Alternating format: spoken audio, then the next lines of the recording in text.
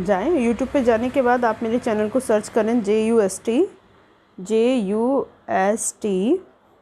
Gap GYAN just ज्ञान लेते ही आप मेरा चैनल जस्ट ज्ञान आ जाएगा। आप उस पर क्लिक करो, ये मेरा लोगो है चैनल का, आप उस पर जाकर क्लिक कर सकते हैं। यहाँ ऑप्शंस दे रखे हैं होम, वीडियो, प्लेलिस्ट पे जाएं। प्लेलिस्ट के अंतर्गत आपको बहुत सारे प्लेलिस्ट आपके सामने आएगी और आप उसको क्लिक कर सकते हैं। जैसे आप 11th का चाहते तो 11th की प्लेलिस्ट क्लिक कर सकते हैं, 12th का चाहे तो 12th का, या 10th का भी तो नीचे दे रखा है, आप चाहें तो 10th में भी जा सकते हैं। कविता संग्रह भी इसमें दे रखा है, तो आप वहाँ जाकर उसको क्लिक करेंगे तो आपको जो चाहिए वो आपको मिल जाएगा।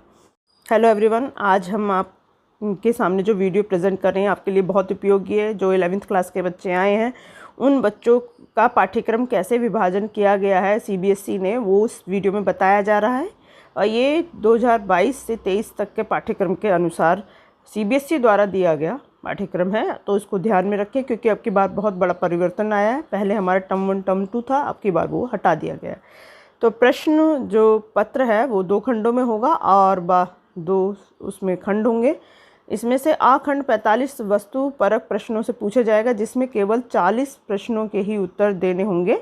और बा वर्ण में वर्णात्मक प्रश्न पूछे जाएंगे, जिसमें प्रश्नों में उचित आंतरिक विकल्प दिए जाएंगे। तो विकल्प के साथ भी होगा। अब की बार आपके सारा चीज़ें रखी गई है, वस्तुनिष्ठ भी, रचनात्मकता भी और बहुविकल्पीय भी।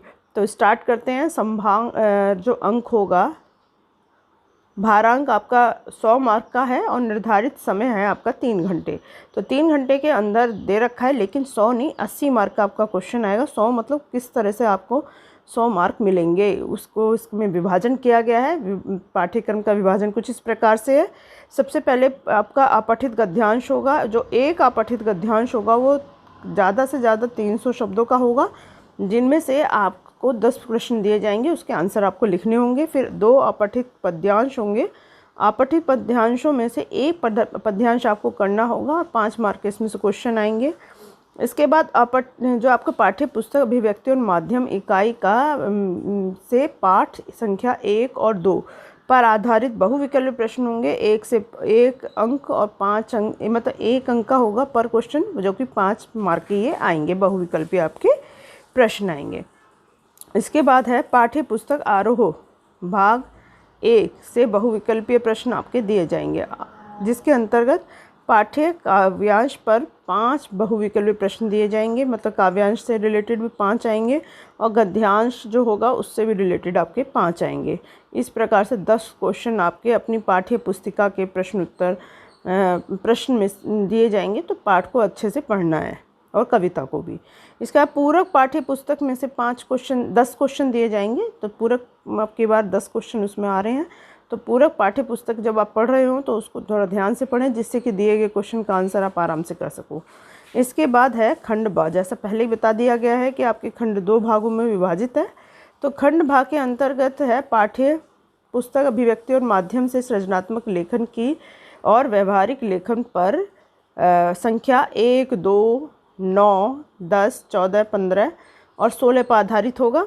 इसमें दिए गए 4 आपको विषय दिए जाएंगे, उसमें से आपको 1 रचनात्मक लेखन लिखना है, यानी 5 मार्क का होगा। 1 औपचारिक पत्र लिखना है। ऑप्शन दिए जाएंगे, 2 देंगे, लेकिन उनमें से 1 ही लिखना है। अनौपचारिक अब की बार नहीं आ रहा है। फिर है डायरी लेखन, कथा, पटकथा विषयों पर लेखन पर आधारित 2 प्रश्न होंगे।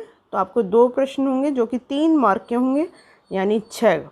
अब की बार थोड़े सब्जेक्ट हटा दिए गए हैं, पहले प्रतिवेदन वगैरह थे, अब की बार वो नहीं है। डायरी लेखन और पटकथा लेखन इसमें दिया गया है। इसके बाद है स्ववृत्ति लेखन, रोजगार संबंधी आवेदन पत्र, शब्दकोश, संदर्भ, ग्रंथों के उपयोगी विधि और परिचय पर आधारित तीनों में से कोई 2 प्रश्न होंगे। 2 अंक के होंगे ये 2 प्रश्न और ये 40 शब्दों में आपको करने हैं। ये आपके बाद टॉपिक कुछ नए डाले हैं, लास्ट टाइम वो नहीं थे। अब है पाठ्य पुस्तक आरोह भाग से जो क्वेश्चन आंसर आ रहे हैं वो कुछ इस प्रकार से है। काव्य खंड पर आधारित 3 प्रश्न दिए जाएंगे, यानी कविता पर आधारित 3 प्रश्न दिए जाएंगे, जो कि 3 मार्क के होंगे। 3 प्रश्न दिए जाएंगे और उसके लिए 2 प्रश्नों का उत्तर देने हैं। 3 मार्क का एक क्वेश्चन आपका होगा, 6 मार्क।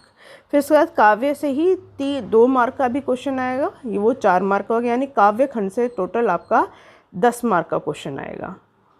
इसके बाद दे रखा है गद्य खंड। सेम गद्य खंड में से भी ऐसे ही है। गद्य खंड में से आपके 3 क्वेश्चन दिए जाएंगे और उसमें से किसी 2 को करना है, 6 मार्क का होगा, यानी पर क्वेश्चन 3 मार्क का। इसके बाद गद्य खंड पर आधारित आपके 2 मार्क के भी क्वेश्चन होंगे और 4 मार्क के होंगे। इस तरीके से आपका विभाजन इसमें किया गया है। ध्यान रखना कि अब की बार आपका जो पूरक पाठ्य पुस्तक है उससे बस खाली बहुविकल्पीय ही आ रहे हैं, इसलिए पूरक पाठ्य पुस्तक जब आप पढ़ रहे हो तो एक एक लाइन को ढंग से आपको पढ़ना है। अब ये तो हो गए आपके 80 मार्क के क्वेश्चन। अब जो 20 मार्क आपका इंटरनल मार्क है वो है श्रवण और वाचन 10 मार्क का होगा। इसके बाद परियोजना कार्य दी जाएगी, वो भी 10 मार्क की होगी।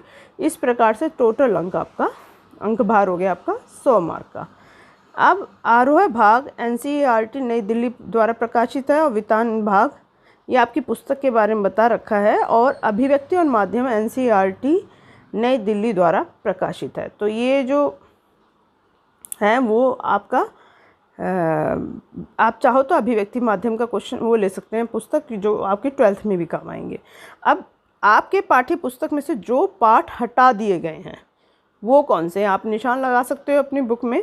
कबीर दास का जो दूसरा भाग है संतो देखो जग बौराए, वो वाला पद हटा दिया गया है। पद नंबर 2 हटा दिया गया है। मैं दोबारा बता रही हूँ कि कबीर दास जी का पद नंबर 2 यानी संतो देखो जग बौराए हटा दिया गया है। मीराबाई का पद नंबर 2 यानी पग घुंघरू बांध मीरा नाचे रे हटा दिया गया है। राम नरेश त्रिपाठी द्वारा पथिक पूरा पाठ हटा दिया गया है। फिर इसके बाद सुमित्रानंदन पंत द्वारा लिखा गया वे आंखें, वो भी पूरा पाठ हटा दिया गया है। आपके सिलेबस में नहीं है, इसे आप मार्क कर सकते हैं। कृष्णनाथ स्मृति में बारिश या स्मृति में बारिश पूरा पाठ हटा दिया गया है। हैयद रजा द्वारा आत्मा का ताप पूरा पाठ हटा दिया गया है। इस प्रकार से ये पूरा पाठ आपके सिलेबस से हटा दिया गया है। इसको आप मार्क कर लें, इनमें से कुछ भी नहीं पूछा जाएगा।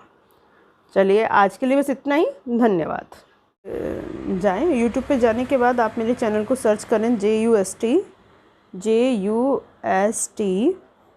गैप GYAN जस्ट ज्ञान लेते ही अब मेरा चैनल जस्ट ज्ञान आ जाएगा। आप इस पर क्लिक करो, ये मेरा लोगो है चैनल का, आप इस पर जाकर क्लिक कर सकते हैं। यहाँ ऑप्शंस दे रखे हैं होम, वीडियो, प्लेलिस्ट पे जाएं। प्लेलिस्ट के अंतर्गत आपको बहुत सारे प्लेलिस्ट आपके सामने आएगी और आप उसको क्लिक कर सकते हैं। जैसे आप 11th का चाहते तो 11th की प्लेलिस्ट क्लिक कर सकते हैं, 12th का चाहे तो 12th का, या 10th का भी तो नीचे दे रखा है, आप चाहें तो 10th में भी जा सकते हैं। कविता संग्रह भी इसमें दे रखा है, तो आप वहाँ जाकर उसको क्लिक करेंगे तो आपको जो चाहिए वो आपको मिल जाएगा।